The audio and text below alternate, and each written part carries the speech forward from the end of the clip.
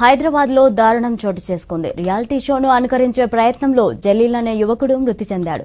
మిత్రులతో కలిసి fire stunt ను అనుకరించే ప్రయత్నంలో తీవ్ర గాయాల పాలైన అతడు ఆసుపత్రిలో చికిత్స పొందుతూ చనిపోయాడు. ఇక దీనిపై మరింత సమాచారాన్ని మా క్రైమ్ బ్యూరో చీఫ్ ఇన్నారెడ్డి అందిస్తారు. ఇన్నారెడ్డి, చెప్పండి, మీ దగ్గర ఉన్న సమాచారం ఏంటి? ఈ జరిగిన ఘటనపై మీ వద్ద ఉన్న సమాచారం ఏంటి?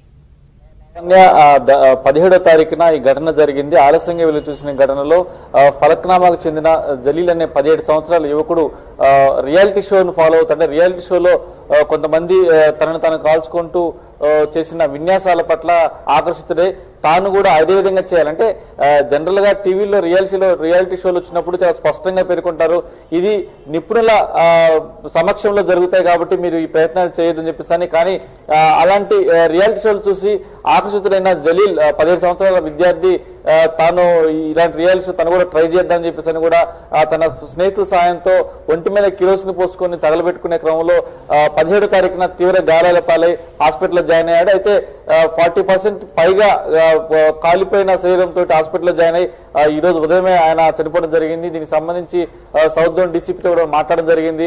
ఇలాంటి ఘటన అంటే ఇలాంటి రియాలిటీ షోలు టీవీల్లో చూసి ఆకర్షితులై విద్యార్థులు ఇలాంటి ఘటనకు పాల్పడుతున్న నేపథ్యంలో చాలా స్పష్టంగా అంటే కింద స్క్రోలింగ్ లో చిన్న అక్షరాలతో ఇది నిపుణుల సమక్షంలో జరుగుతుందని చెప్పే ప్రయత్నం చెప్పకుండా దీని మీద పూర్తి స్థాయిలో వాళ్ళకి అవగాహన కలిగేటట్టుగా చేయాలి. లేదంటే ఇలాంటి ప్రయత్నాలు చేసి విద్యార్థులు చనిపోయిన పరిస్థితి గతంలో కూడా జరిగినాయి. అయితే ఈ రోజు పాత బస్తీలో జరిగిన ఘటన అంటే జలీల్ మృతికి సంబంధించి కూడా ఇలాంటి రియాలిటీ షోకి ఆకర్షితులైన జలీల్ ఈ రకమైన ప్రయత్నం చేశాడు. ఒంటి మీద కిరోసిన్ పోసుకొని రియాలిటీ షో లాగా తాను కూడా ఒక వీడియో చూసుకుని ఫేస్బుక్ లో పెట్టి పాపులర్ అవుదామనే క్రమంలోనే ఈ ఘటన జరిగిందని చెప్పేసి కూడా సౌత్ జోన్ డీసీపీ చెప్తున్న క్రమంలో చూడొచ్చు. మొత్తం మీద ఇలాంటి ఘటన పట్ల రియాలిటీ షోల నిర్వాహకులు కూడా ఒకసారి ఆలోచించాలి.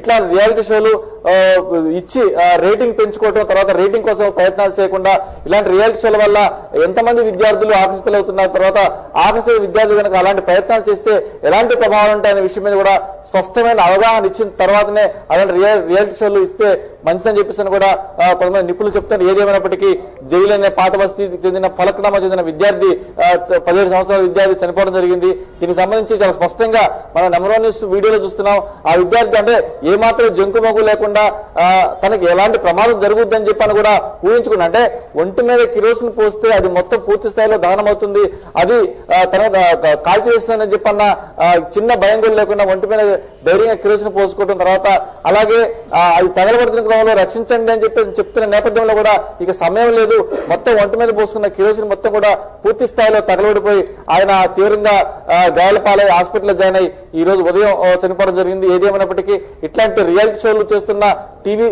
టీవీల్లో ఖచ్చితంగా దీనికి సంబంధించి పూర్తి స్థాయిలో అవగాహన ఇవ్వాలి. అలా అట్లాంటప్పుడు అంటే రేటింగ్ కోసం కాకుండా ఇట్లాంటి డేంజరస్ మోస్ట్ డేంజరస్ ఇట్లాంటి రియాలిటీ షో ఖచ్చితంగా బ్యాన్ చేయాలని చెప్పేసి కూడా కొంతమంది సామాజికవేత్తలు ఈ ఘటన పట్ల తమ ఆందోళన వ్యక్తం చేస్తున్నారు. ఏదేమైనప్పటికీ ఇట్లాంటి ఘటన పట్ల రియాలిటీ షోల పట్ల కూడా ఖచ్చితంగా ఒక నిబంధన ఉండాలి, దాన్ని బ్యాన్ చేయాలని చెప్పని కూడా పాత బస్తీ వాసులు కోరుకుంటున్నారు. ప్రస్తుతం జలీల్ చనిపోవడం జరిగింది. దీనికి సంబంధించి తల్లిదండ్రులు కూడా ఆందోళన వ్యక్తం చేస్తున్నారు. ఇలాంటి రియాలిటీ షోలను టీవీలో రాకుండా చూడాలి, సినిమాలో రాకుండా చూడాలి.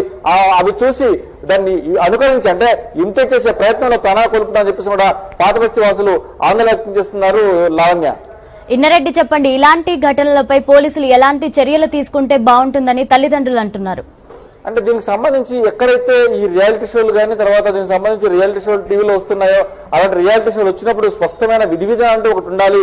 తర్వాత దాంట్లో అంటే ఇలాంటి ఘటన జరగక ముందు ఎలాంటి ప్రయత్నం చేస్తారు, ఇలాంటి అంటే ఒక రియాలిటీ షో పాల్గొన్న తర్వాత వాళ్ళు ఆర్పే క్రమంలో అంటే ఆ మంటలు మీదకి రాకుండా వాళ్ళు చేసే ప్రయత్నాలు కొన్ని ఉంటాయి, అవన్నీ కూడా చూపించాలి. అవి చూపించకుండా ఓన్లీ వాళ్ళు మీద కిరోసిన్ పోసుకోవడం లేదా పెట్రోల్ పోసుకోవడం వెంటనే దాన్ని ఆర్పేస్తున్నట్టుగా చూపించడం, ఇవన్నీ కూడా టీవీ చూసే వీక్షకులకు పూర్తి స్థాయిలో దాన్ని ముందస్తు తీసుకున్న జాగ్రత్తలు తర్వాత తీసుకున్న జాగ్రత్తలు సంబంధించి ఇవి చూపించారు. కాబట్టి వాళ్ళు టీవీలో వచ్చేది చూసి మనకేం కాదులే వెంటనే దాన్ని ఆరిపోయచ్చు అని చెప్పి అనుకుంటారు. కానీ బర్నింగ్ అంటే పెట్రోల్ కావచ్చు, తర్వాత డీజిల్ కావచ్చు, అలాగే కిరోసిన్ కావచ్చు, ఒకసారి మండుకుందంటే వెంటనే అది పూర్తి స్థాయిలో అది కంప్లీట్ అయ్యే వరకు కూడా ఆరిపోదు. కాబట్టి దాన్ని ఆరిపోవడానికంటూ వాళ్ళు ముందస్తుగా రియాలిటీ షోలు కొన్ని జాగ్రత్తలు తీసుకుంటే తీసుకుంటారు.